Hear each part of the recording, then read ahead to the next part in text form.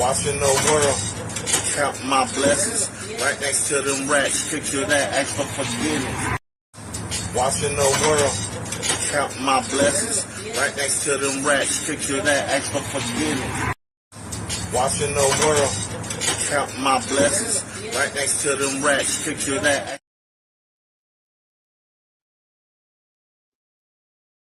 It's Taco Tuesday. And thank you for watching Indio, California today with someone I've known a lot of years. Happens to be a performance artist and rapper out of the Coachella Valley. And we are here this evening cooking a meal. Watching the world.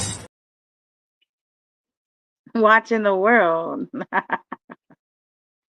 Let me introduce you to Dozy Doze. Yes, sir. What's down? What's down? How are you feeling tonight? How you doing? Man, I'm cool, man. I'm cool. How you doing? I'm doing all right.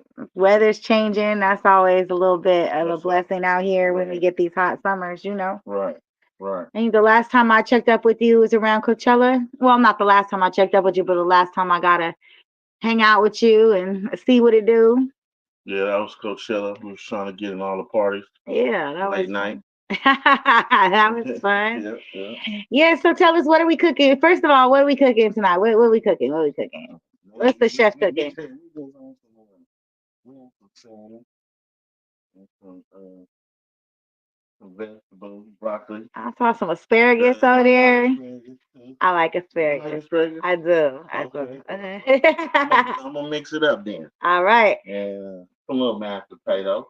Yeah, so we can talk while you're doing your thing over there. You know, you don't gotta pay 100% attention over here. But uh, that's good. I do like when people pay attention. But so I'm gonna ask a couple questions. So first of all, you grew up here in Indio, California, Yes, ma'am. and you have a very large family, and you've graduated high school. How about how old are you? I don't like to ask people their direct age, but I'm young, man. I'm young man. I'm a young man. okay, that's a good question. That's a good answer to a decent little question there. Um, so tell us a little bit about your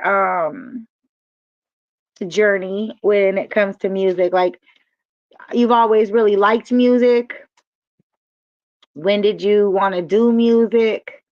What kind of triggered you? Like, what was your favorite song growing up? Do you have a favorite song? Man, my favorite song, I don't know, but back in the day, uh, I've been a music fan for a long time. Well, I've been playing drums since like 4 years old. No lessons, no nothing. I traveled the world with a church choir. So music, my whole family music inclined, my uncles, cousins. My uncle went to Berkeley. They had a rap group back in the day. I used to mess with them. I was young and Do you remember the name of their group? it was like Dogs in Effect. Yeah, I think Dogs in Effect. Yeah, Dogs in Effect. DUI. It was DUI, dog. Then back then they used to, before the beat machine, well, not beat machine, but they had machines, but I used to sit in the garage and play the drums, and I just fell in love with it. And ever since then, and my homeboy, good friend of mine, my brother, Bogard, Brebo, he was rapping, and I would see him, and we always was humming. What I mean, I knew he was rapping, but I never really got the chance to rap.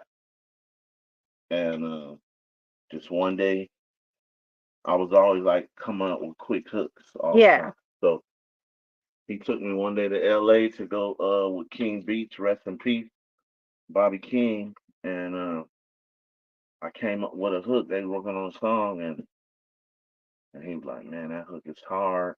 And next thing you know, I was full blown in the music. Um, Fast forward a little bit, I started rapping. I started writing my own rap. About how old were you then? Probably like in my teenager, probably like Early teen? early teens. And he took me to LA. When he took me to LA, that changed the way I looked at making music, being in a real studio. You know what I mean? Yeah. And after that, What was it like being in the, do you remember the early studios? yeah, it was dope. You know what I mean? Boom, and he smoking. Back then, yeah, I was gonna say, I remember them days. Really boom, yeah. You know what I mean? People were just at the studio, like working, Work. and then you would come and create things when you didn't just go to the studio because you was ready to record something. You stayed at the studio all week. You have to because and back then, you had to be in a studio, and if you wasn't in the studio, you could possibly miss a chance to be on a record. Yeah, yeah. So if you wasn't there, you probably missed your chance. So Do you think that that is what's contributing to a lot of this really kind of bunk music that they've been putting out? Because people aren't really in the studio together. They send the tracks overstage. They record a little bit here. You don't get that vibe, that real feel from everybody working together in the studio. well, yeah, kind of, but the way it's set up now, and people are so busy with time, and it's hard, and like for instance, I do it. I send music to people. You know what I mean? So that's just what we do now. You know what I Yeah. mean? That's just like I can't be in LA every single day. You know what I mean? Or they can't, they can't get here. One thing was a blessing. When I started working on Lord knows it was cool because this time around, or even when I did the Cure, people came to the studio. It was just a better thing. You know what I mean? Now, Lord knows is your new project that you just dropped. Yeah, Lord knows the good, the bad, the ugly. It's 3-part series. Lord knows the good is out right now. Lord knows the bad is out right now, and I'm about to drop Lord knows the ugly. And where can they find most of your music? What platforms are you currently on? I'm on everything, all platforms. All Lord knows is on every platform. If you want to go back and listen to the Cure, that's on YouTube. Uh, you know what I mean? That's probably under Big Overdose though. So the channel is Big Overdose. Dosey Dose, Dosey Dose, DOZZI, Dosey Dose. You can find all my music basically on everywhere. Spotify, iTunes, Apple, the same thing. So tell us also a little bit about growing up in the Coachella Valley. What kind of restrictions did that have when it comes to music and making music? Well, a lot. I mean, not necessarily a lot, but like it was rough. Like not really. You just had to know the right people. Out here, it's about knowing people because somebody can shut you down. But for the most part, growing up, like again, when we was with Revo and PB and all them, they was opening up for everybody that came out here. Nice Cube, Cub, everybody or anybody. E40. When we turned into we formed the group Most Hated, that was a no brainer. You know what I'm saying? Like anybody came out here to do a show, we opened up. You know what I mean? That was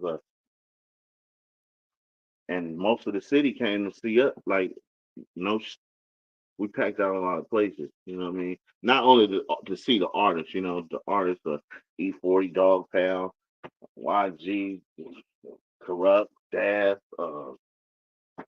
any California West Coast artists came to the Valley at that time, when I was rocking with Motated, packed show for sure. The I down, remember.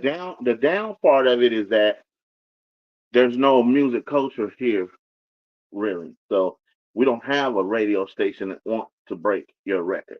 And I always had these debates and conversations about people when you go down south or you go somewhere else or you go to Los Angeles. You in Los Angeles really ain't doing it. Really, they're doing it more now because it's like we almost got to make you remember where you from. Like you go to LA. I remember in the studio going to LA one night, going to a Laker game, but I was going to the studio after. Right. I listened to the radio. All I heard was Atlanta, and I tweeted to Justin Incredible now. I'm not in Atlanta. I'm in LA. Yeah. They probably didn't like that, but I felt like I was literally going to a strip club in Atlanta. That's that's the feel I got while I drove in Los Angeles, LA that night, and I was kind of hurt. But here in the Valley, 92.7. Shout out to Big Cuz, Bummy, Big D, and Angel, and boy, they had the basement. They came through with that for underground artists. I That was remember big. that for a while. That Yeah. was that was big, and they used to call me for whoever was up there. Nip come. I done met Nip about 2, 3 times. Just being around and be able to say, "Hey, Nip is here. Come up here," or Yeah. Kendrick is here. Come up here. K Dot at that time, but so yeah, there's not a lot of support. So it's not like they're playing your record. You know what I mean? They're not bringing. They're not like, oh, this new Dosey Dose. It's not like Dosey Dose put something out. Let's break this record tonight. It's kind of whack to me because you would want to. If I was a DJ and I heard good music in the Valley, I would want to break that person's record Yeah. as a DJ. Period. I want to be the first to see my little youngin blow up Right. and keep it in rotation. They trying to follow all this politics, and that's not how it really goes. You got to have balls and say, look, I want to help my community and my city out. And then we just don't have it here. So there's no culture. If you got a rock band, a reggae band, you can do shows all year. You get paid. A blues band, paid. Jazz band, paid. Rap, no way. And they just started letting us have those kind of activities in the past maybe 10, 15 years. We never, even the summer jams, you remember when they would book big artists for the summer jam Yep. and they wouldn't come? Yep. And they couldn't just make that little hour drive, 2 hour drive out to the desert, but they let them promote them the whole time, and we was very often disappointed with only local artists and no real big names. That was kind of disappointing. I've noticed that over the past 10, 15 years, um, there's been a few promoters and people who have brought things here. But like you said, if there's any other genre of music, they're getting booked, they're getting paid, they're getting asked, they're getting promoted. And everything that I feel like our culture has done has been on our own. Tiptoe is Indio Spot Entertainment. He has brought a lot of artists here to the Valley. That's again picking up where people kind of just left off. You know what I'm saying? Because there wasn't no show. He was doing that. And coming out of pocket, though, like himself, there was no sponsors. There was no, I mean, like the people that were going to be on the show. But I'm saying there's no outside sponsor. There was no radio station that said, hey, I'm going to work with you and we'll put this show together. Hey, the casino said, hey, what artists can you bring? Like we had no outside influence. So yeah, the people on the shows and putting together the shows, like, what I'm saying? So basically artists own money being put up to, you gotta, right. That's how I meant to word it. But yeah. Some people pay more. Yeah. Some people pay less. And that's just kind of how it goes in the grand hustle of things. But yeah. And then I've noticed though, in maybe the past, since I've been home for sure, that they, more venues are open a little bit. Some restaurants are open to maybe doing something afterwards. I know they're still real biased with the DJs. I know that a lot of these places treat the DJs really bad. And like you were saying, they have all this protocol agenda that they're trying to fit. So a lot of the DJs, don't get to play independent or local anything. They're just playing the top whatever to satisfy Well, the they venue. have a. Well, you have now.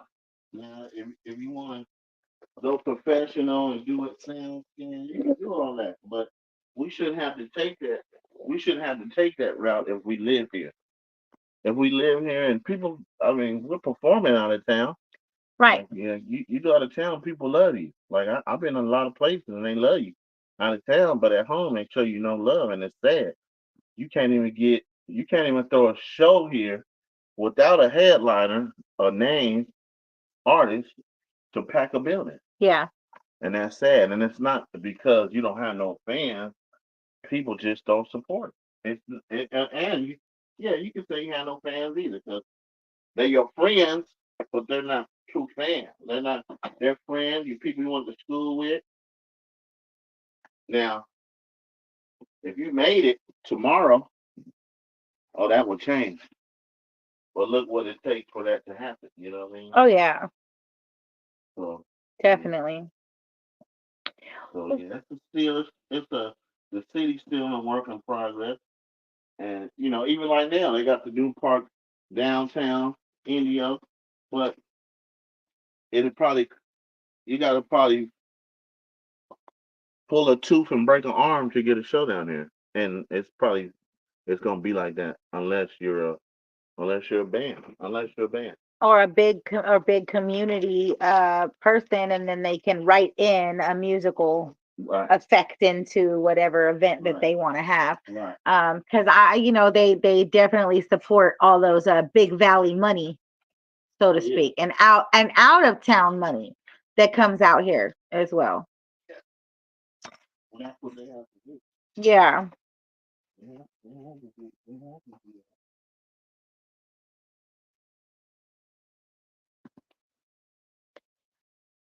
So tell everybody again. Let's see. YouTube. You said you can find you under Dozy Doze, which is DOZZ. DOZ at gmail.com. And Spotify, things like that. Spotify, same thing. Dosey Dose. Instagram, Dosey Dose. You know what I mean? So, you know, yeah. Thanks for taking a few minutes to talk with us. This has been an episode of Who Are You? Let's talk. That's it. Oh, we can talk longer. You want to talk longer? Yeah, I'm done with that fast. I like to do shorter episodes, Oh, okay. and I do more episodes to keep people involved.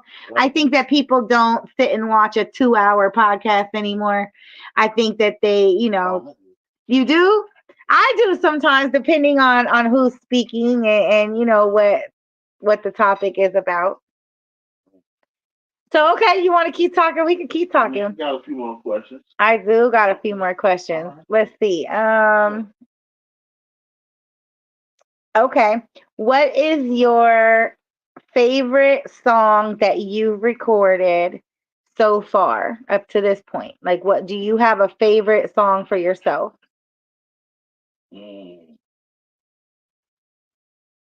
Favorite song that I've recorded? Mm-hmm. That's a lot of them. My favorite song is probably right now. It's probably the "Save Me" record, probably with Jr. featuring Jr. and Nutty Blue, probably "Save," probably or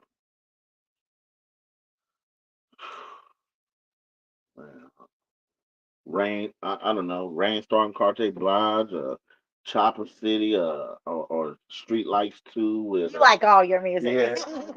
But my favorite record that give me a feeling when I hear it is probably "Saved" though. Okay. Saved. And so is that one more of like a piece like Well, it says saved, so it's more of a personal piece, Yeah, it was. like a project that you was there something special behind it? It's on the Lord knows, and it was just around the time my granddad passed away, so I was going through a lot.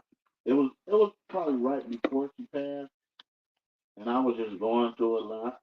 And I think when I heard the record, it just did something to me. And then I wrote the hook, and my cousin came and sung it, and it's a beautiful song too.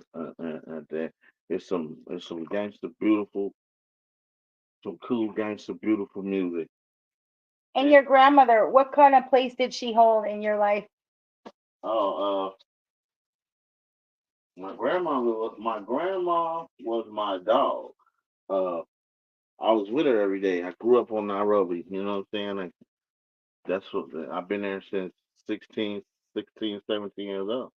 Yeah. So for me to be Like your family is one of the staples of the families here from Nairobi. it's one of them. It's a lot of them. It's a lot of pillars in my Yeah. community. It is. Right. There's a lot of families over there that are still there. Yeah. And A lot of generational families. I would say Nairobi and also the Crosley tracks. that's how it's supposed to go from. That's where my other family is from. My other grandma. She Yeah. lives in the North End. I got hella family on the north. Uh, so I got a lot of love for those guys over there. A lot of respect and love for those guys. Um, it's a cool thing, you know what I mean? And it just over the years, it just became like a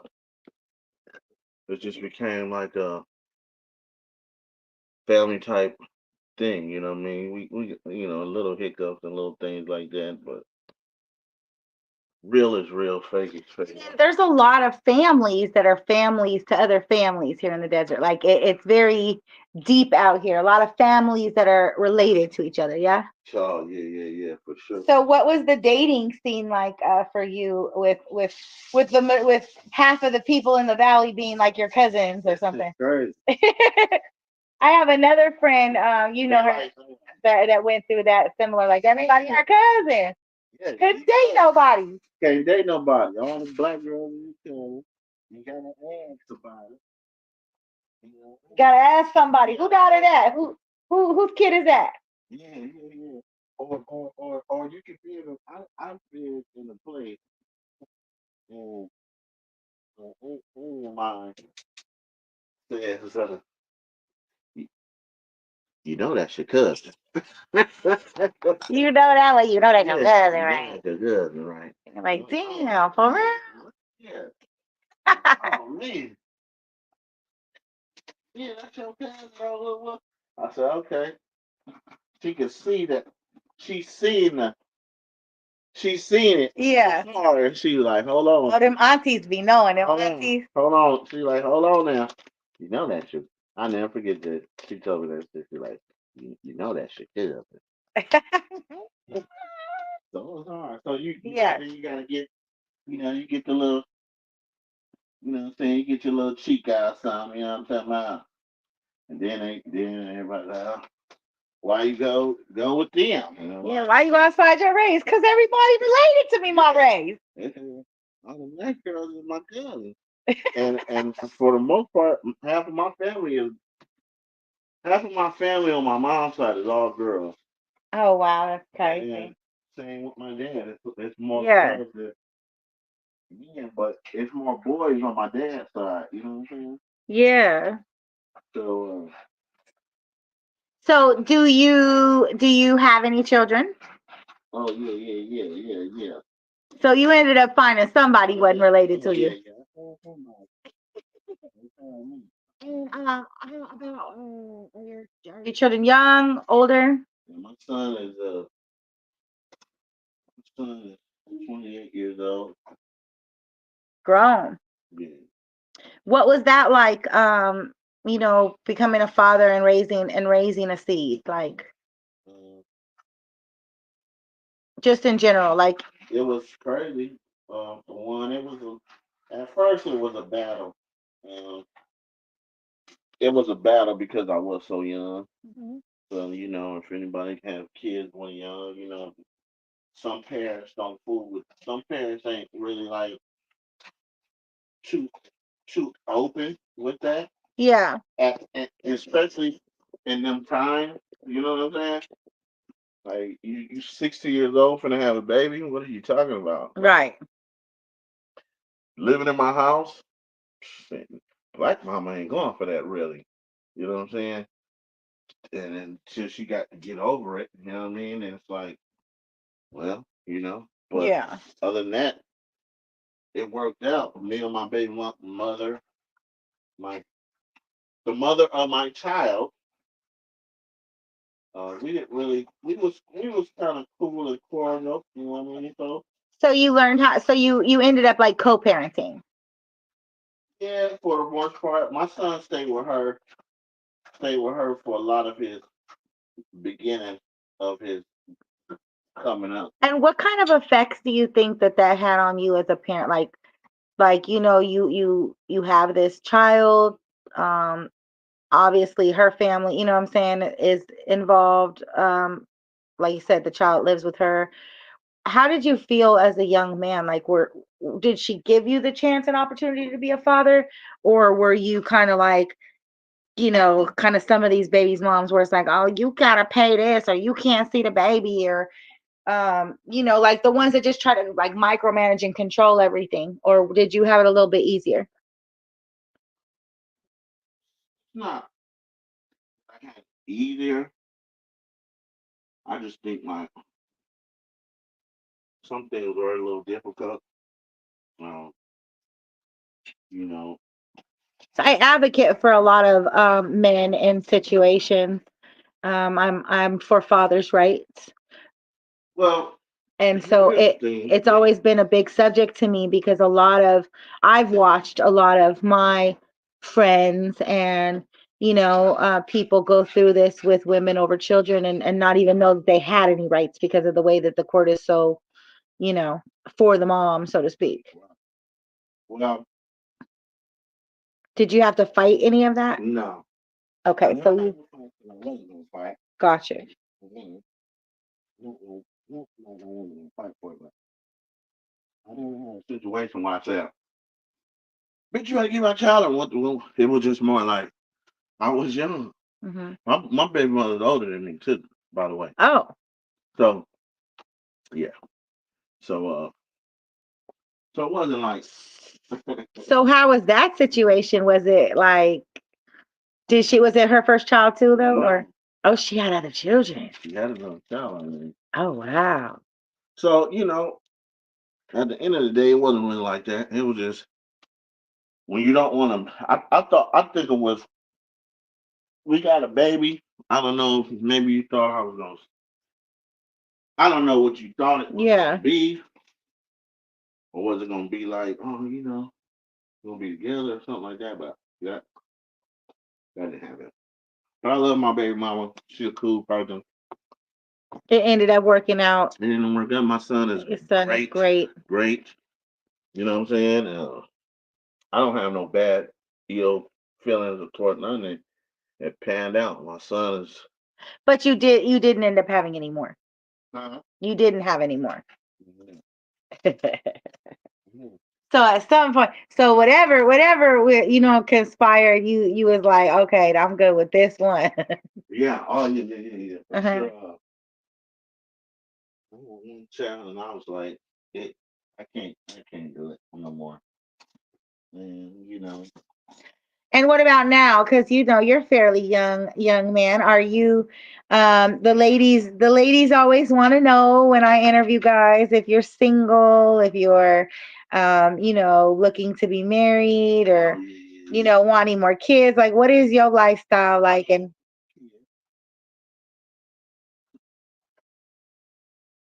Kids on top of kids. I got my son. Yeah, he got 4 kids. oh, he ended up having Yes, a baby. So you were a grandpa. yes. We don't need no kids myself. Okay, what has grandpa life been like? You know, and then, so, Oh yeah. I'm single. Okay, he is single. Y'all hear that? Mhm. And he can cook. We see that. He can cook. Yeah, you know, I got to eat. Um, yeah, so my grandpa life is cool, you know what I mean? Then I got my nieces, my sister's three daughters, them is the loves of my life as well. So, you know, I'm cool with children. Um, What about a woman that's got some children? Would you prefer them to be grown teenagers, or you ready to parent somebody else's? Living with children, that's cool. You know, it ain't that's the end of the world. Now, if you got like a 2-year-old, 1-year-old, I don't think I'll be over there. Gotcha, I gotcha. can't do no crying. I do not like no crying kid. I I don't like crying kids or barking dogs, right? don't like Right. no crying kid. So yeah, that's that for me. Okay, well, we are gonna end this here because we are saved by the bell, but we're gonna talk to Dozy Doze again at some point. Thank you for joining us. And oh, look like the food is ready anyway. Let's go ahead and show the plate. Okay, let's see. Oh Oh, yeah. that's a nice looking plate there. Okay, okay, okay. All right, y'all. I'm about to grab on this dinner. Thanks for spending some time with us, and we'll catch you on another episode. Okay, that was good.